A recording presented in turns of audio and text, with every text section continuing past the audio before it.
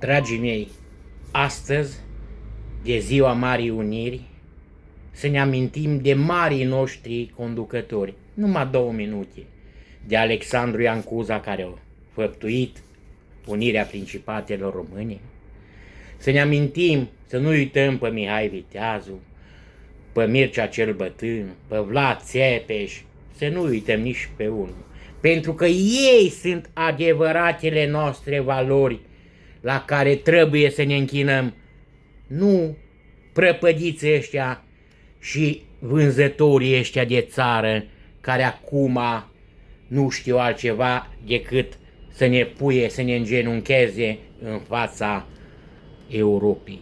Să fim doar o țară de consum. Ăștia nu sunt oameni, ăștia sunt vânzători de țară, dragii mei, și trebuie să plătească pentru asta, că și-au asuprit poporul și-au vândut bogățiile poporului român. Inclusiv ne-au pus în genunchi să ne iei și credința.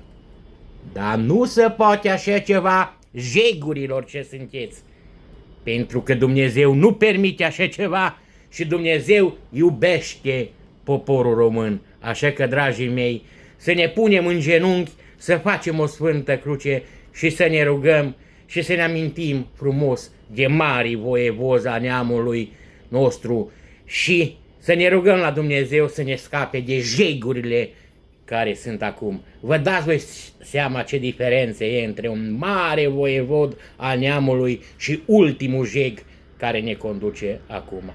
Vă pup și vă iubesc, popor român.